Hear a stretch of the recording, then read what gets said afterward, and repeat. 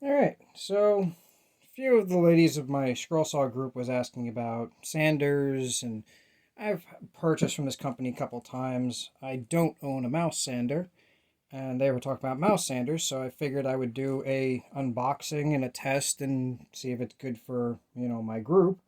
Um, so let's take a look at this. This is the Tacklife mouse sander.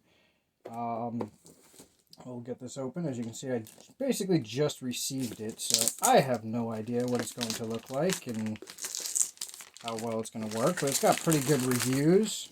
So figured, why not? Give it a go and see what happens here. If I can get the box open. Ooh, a very stiff box. Alright, so this one comes with discs and two different attachments, which I'll get to. It's also what perked my interest. Alright, so that's it for the box. Put the box away. Alrighty, in here we have, well, here's the back dust collection. In here we have the manual, this is what perked my interest and made me want to buy it, actually, is this attachment right here. I've seen the mouse sanders with just this. I haven't seen one like this. My oscillator has this, but not, my sander. So hopefully, if all goes well, this might replace my oscillator. Alright, so we'll put that to the side.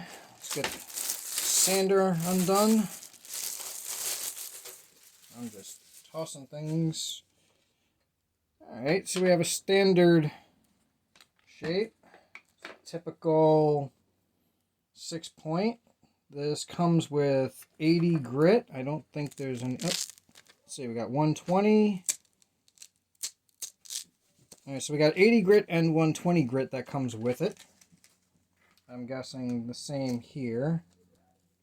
We got 120, and this looks like it says 80. So, yep. So we have 80 and 120 grit on the little ones, and 80 and 120 grit on the big ones, which is pretty good. I usually use 220, so I'm going to have to order some for this, because, again, I don't have a mouse sander. This is typical.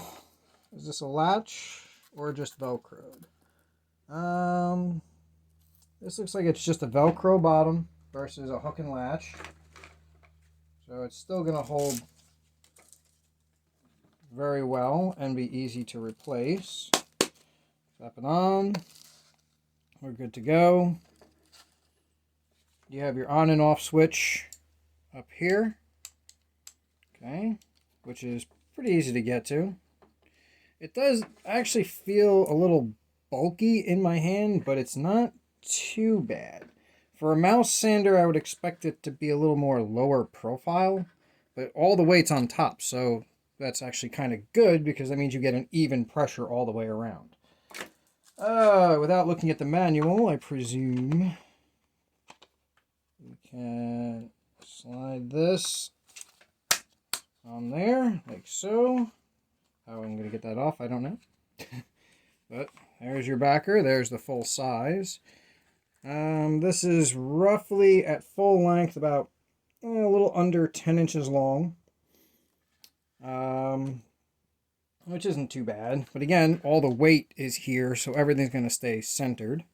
So that's pretty good.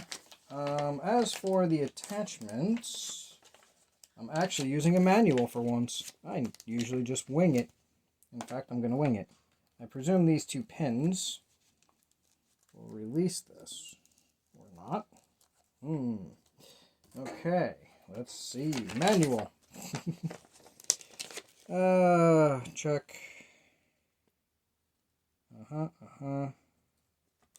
Gotta change that. How do I add, installing the finger sander plate. Align the whole... Okay. So, this little piggy goes right there. That's interesting. I mean, it holds pretty well.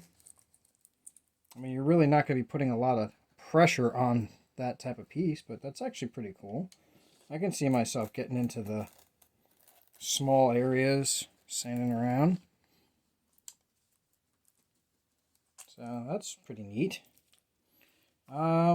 Yeah, so that's the basics here of how this works. I'll give it a little bit more of a test during the week, and I can update as I go. So, because obviously I don't have power to plug it in to see how loud it is, or, oh, it adjusts. Look at that. Okay, so that's what these pins do. See, again, helps to read the manual, right? So you come over here, push the pins, and you can turn it sideways. That way you can get into small crevices this way. Not too bad. Alrighty, so that's the Tacklife mouse sander, and if you have any questions below, hopefully I can answer them. And until then, alrighty, enjoy.